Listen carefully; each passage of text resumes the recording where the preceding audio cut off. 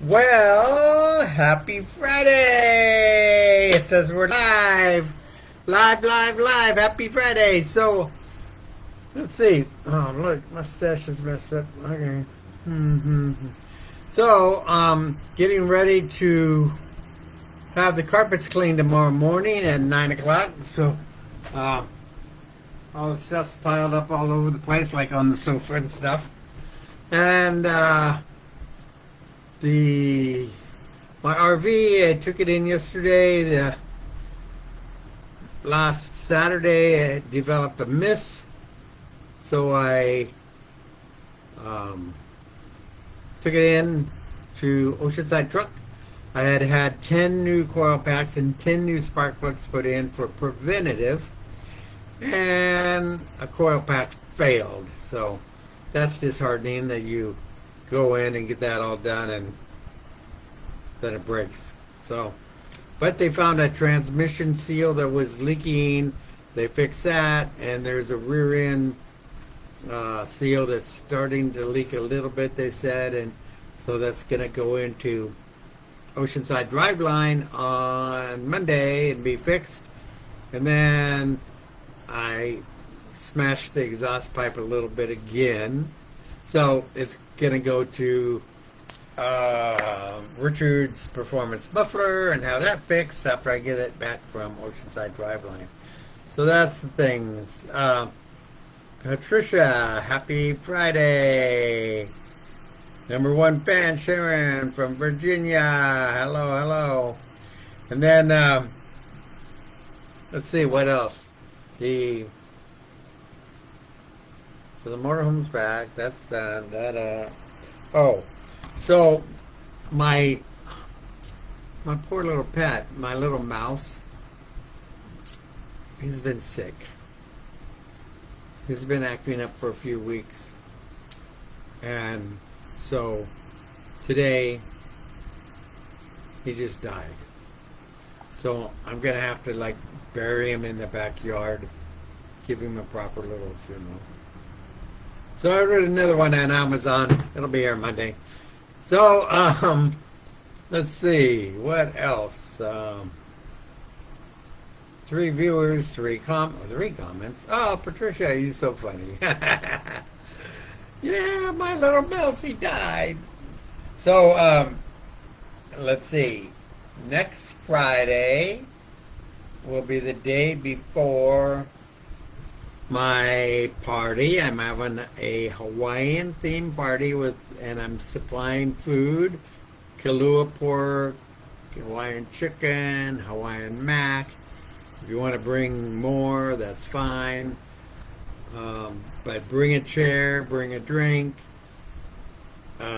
Be ready to bring your Hawaiian clothes. Be ready to put on your grass skirt so you can be in the hula contest. And then, let's see, we're gonna,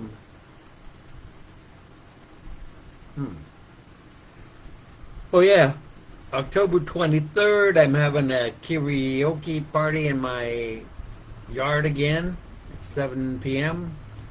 And then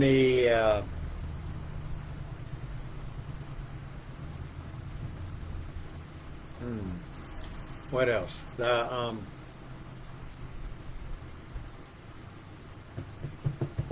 don't know. There was something else, but oh, Tuesday is the Community meeting, South Oceanside Community meeting. So if you're interested in that, be there. It'll be at the Moose Lodge. It's okay that you're late. You're here, and good to see you, Jeffrey.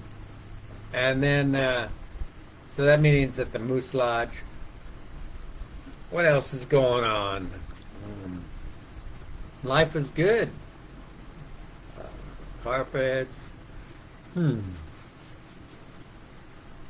Last Saturday, the reason I was driving my motorhome is I took it over to a guy, Pete, to have some caulking put around the edge of the new window frame that I put in to double protect it. I like lots of protection on all the joints and stuff on my RV. In fact, I'm going to get up there on the roof when I get back and from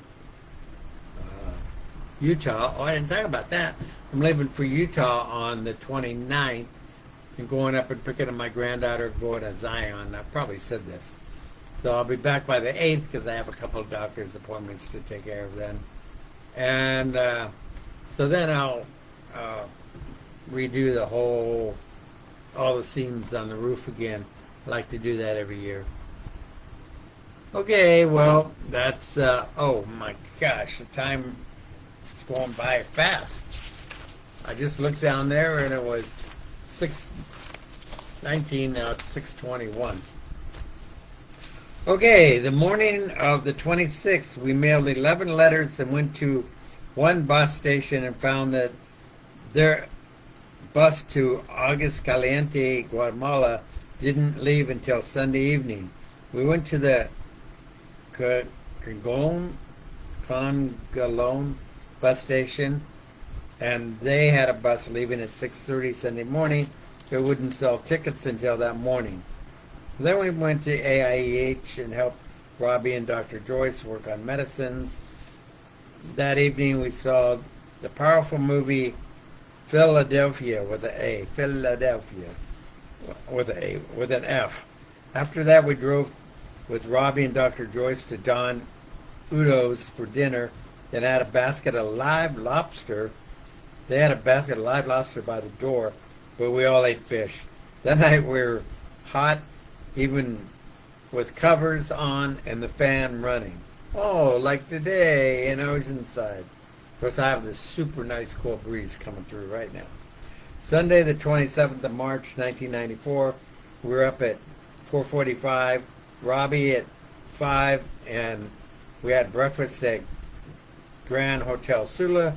Then went to the Cooligan bus station by 6:05. There was a line of people buying tickets to go to Agua Caliente. And we missed getting on the bus at 6:30 by 4 tickets. So I had to wait for the 8 a.m. bus. We got on the bus at 8 and left at 8:55, but only took 3 hours to get to Santa Rosa de Copan and about 2/3 of the way to our destination. We had a 25-minute pit stop there. The rest of the way was steep and twisty. We arrived at Agua Caliente at 3 p.m. Linda met us and helped us through immigration and customs. We then walked across the street to Comadero, where Rebecca was eating. After she finished, she picked up visas for Betty and I at the immigration office on the Guatemala side for 15Q. Those are, I guess, Guatemalan dollars or whatever. Linda and Rebecca had left Guatemala City early that morning and arrived at Agua Caliente by 10:30. They had been wondering where we were. We got in Rebecca's pickup, 3 in the front and me in the bed with our luggage, and drove to Esquipulas,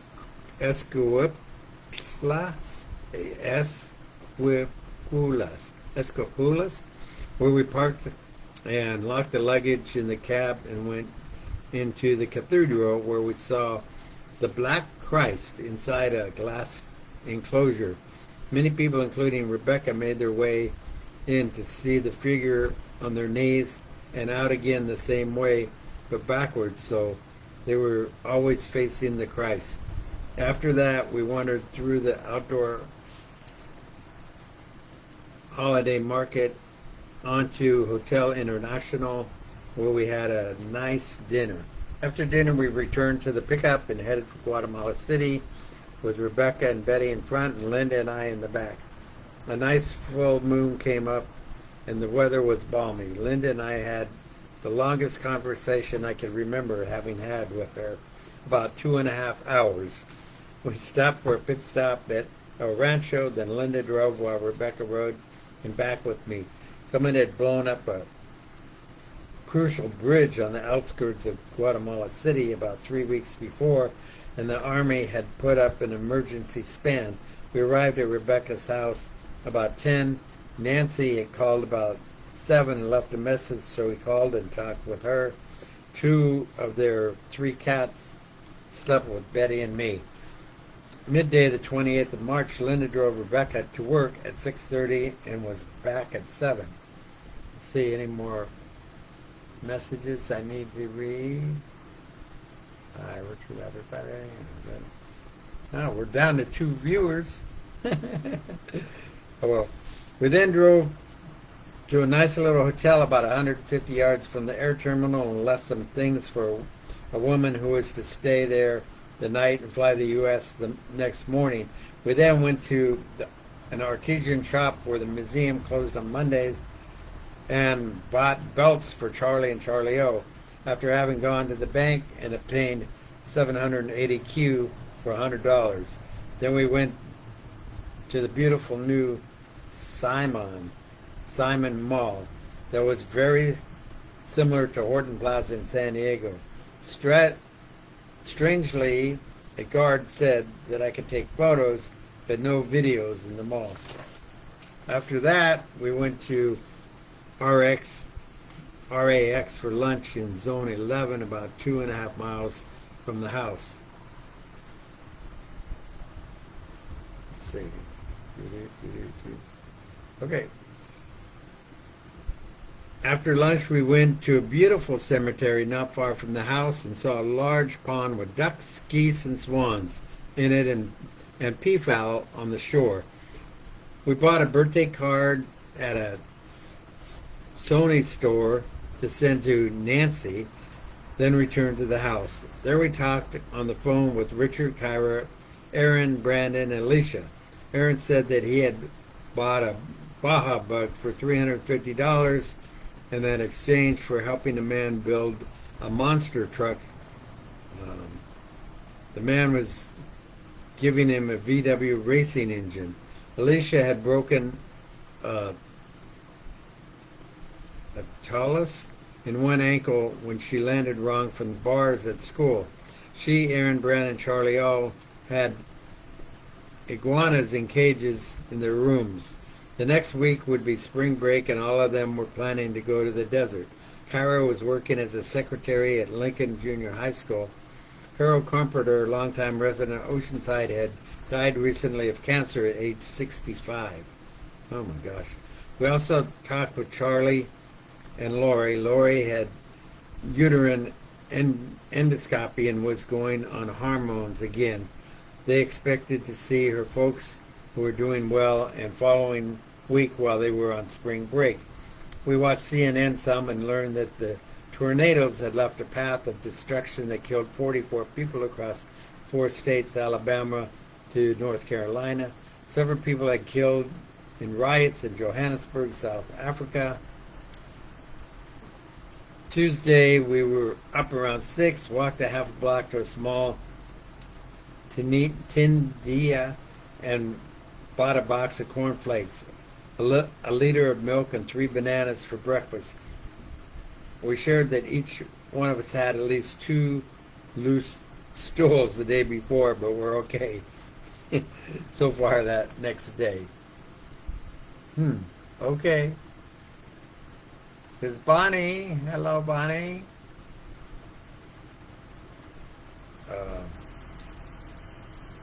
We went to the National History Museum and an artisan shop. We went to the pediatric hospital and tried to find Rebecca without success. We had spaghetti for lunch at the house. At 3 p.m. we returned to the hospital and picked up Rebecca after she had worked a 32-hour stint. About 6:30, Rebecca went to sleep, and Linda, Betty, and I drove to Antigua, a few miles west.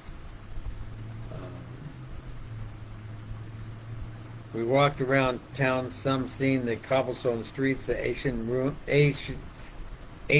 ruins, the old houses that are modern inside, the cathedrals and stores. We had dinner in a quaint restaurant and enjoyed onion soup with eggplant. We walked about some more, but returned to the house by 9. All right, well, we got 6:30 on the dot. So Linda was in Guatemala in the Peace Corps, and she met Rebecca, and she and Rebecca were partners for quite a while. And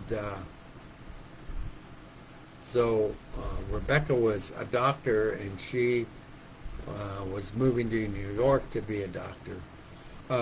So my mom and dad went from Honduras to visit them in Guatemala. So that's what this story is about. Okay, Sharon, have a great weekend. You too. Have a great weekend. Patricia, thanks everybody. Love you all. Good night. See you later. Bye-bye.